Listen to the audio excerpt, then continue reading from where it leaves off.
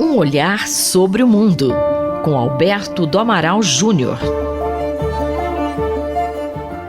Professor Alberto do Amaral Júnior, estamos acompanhando algumas eleições, como a da Rússia, da Venezuela. O que faz uma democracia verdadeiramente legítima, hein? As eleições na Rússia e na Venezuela mostram questões verdadeiramente importantes para as relações internacionais e para a ordem democrática. A primeira delas é saber se uma declaração de condenação das eleições russas ou das eleições venezuelanas viola o princípio da autodeterminação dos povos. Muitos afirmam que criticar um governo estrangeiro por não ser democrático é uma violação do princípio da autodeterminação. No caso brasileiro, a autodeterminação está prevista na Constituição Federal como um dos princípios que devem organizar as relações internacionais do país. Mais do que isso, a autodeterminação é um princípio previsto pela Carta das Nações Unidas e consta do Pacto dos Direitos Civis e Políticos e do Pacto sobre Direitos Econômicos, Sociais e Culturais, ambos de 1966. A autodeterminação é, assim, um princípio ordenador das relações internacionais. Quando existe uma violação do princípio da autodeterminação? O princípio da autodeterminação é violado quando há uma interferência pelo uso da força nos assuntos internos de um outro Estado. Uma violação direta pelo uso da força ou por atos que se assimilem ao uso da força. A mera crítica a um governo estrangeiro não caracteriza a violação da autodeterminação.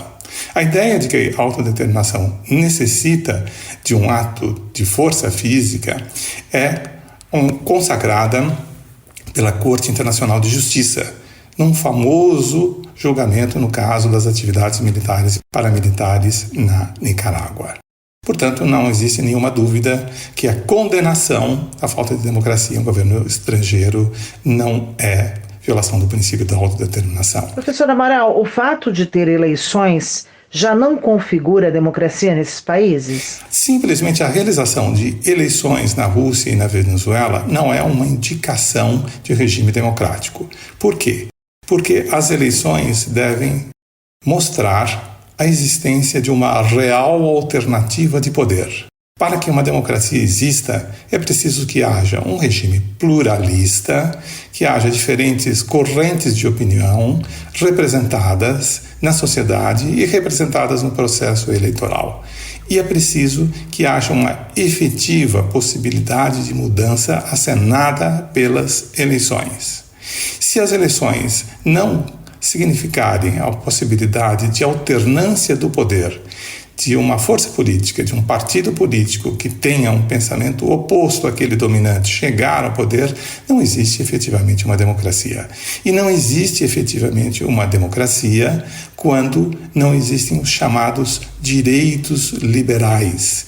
Os direitos de liberdade, de manifestação do pensamento, liberdade de imprensa, liberdade de manifestação. Quando uma candidata, como ocorreu na Venezuela, é impedida de participar do processo eleitoral, as regras democráticas estão profundamente feridas. Quando existe uma autocracia, como ocorre na Rússia, evidentemente não há democracia e não há possibilidade de uma legitimidade do processo democrático. Eu sou Sandra Capomatto, você ouviu o professor Alberto do Amaral Júnior.